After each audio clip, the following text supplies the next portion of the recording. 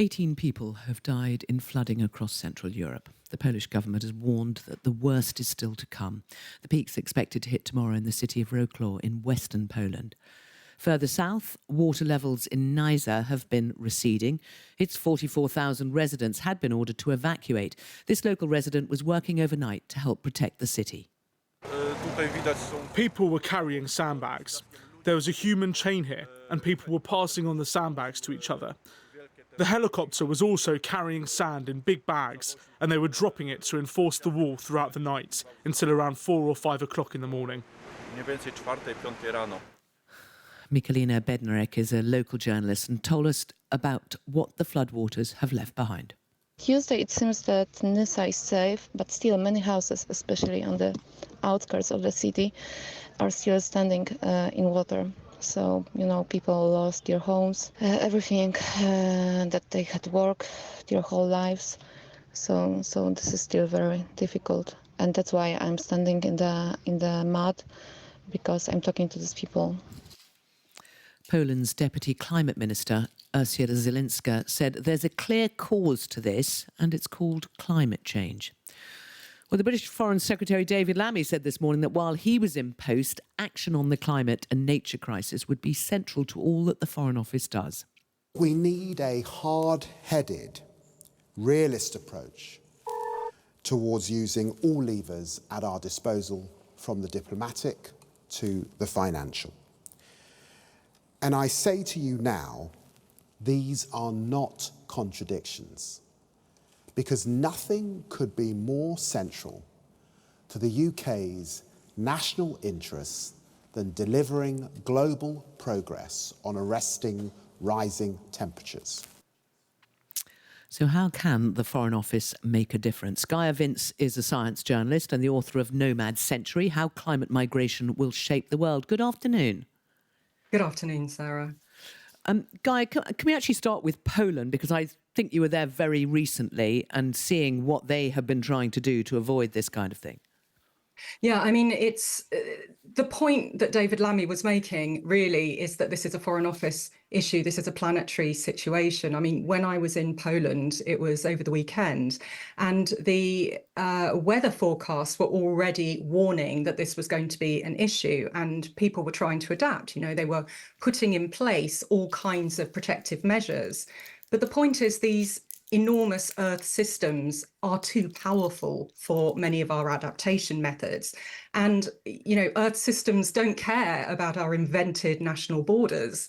The water doesn't stop at the Czech Republic border and say, well, I'm not entering Poland, I don't have a permit.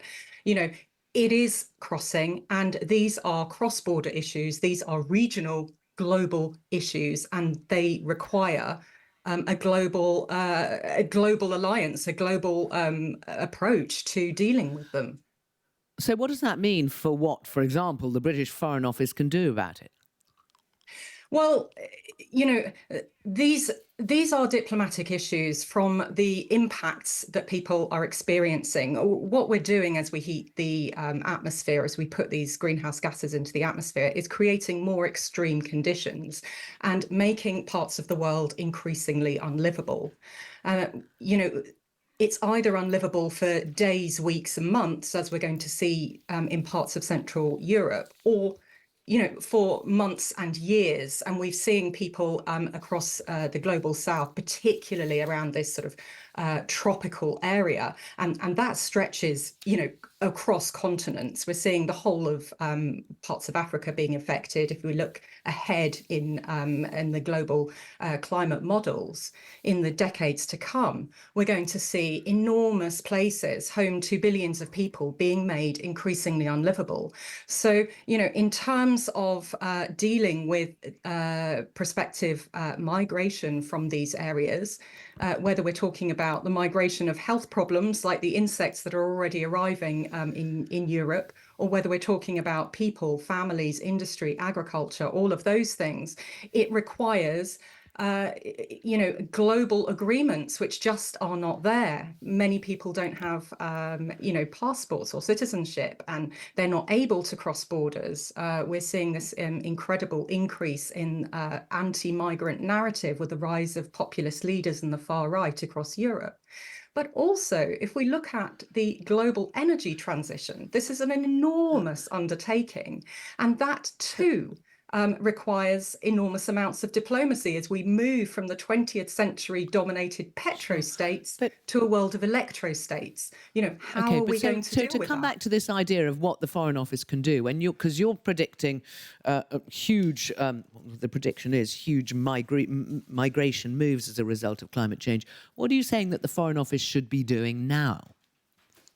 Well, you approach this in different ways, and diplomats will have to do that. So there is a three-pronged attack to that, essentially. First of all, we need to reduce the emissions. So we reduce the impacts that are forcing people to leave. And that is a decarbonising effort, and that involves this energy transition.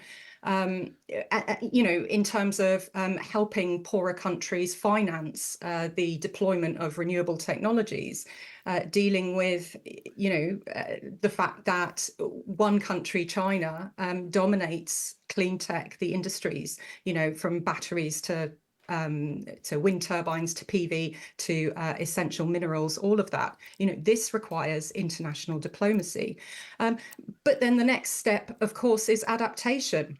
Some places we will need to massively adapt to enable people to stay beyond these extreme conditions, to inhabit areas that are continually flooded, or dealing with coastal erosion, or dealing with incredible drought through various ways. Other places, of course, will have to be abandoned, and we need to talk about managed retreat, not just in poor countries, but also, in our own country.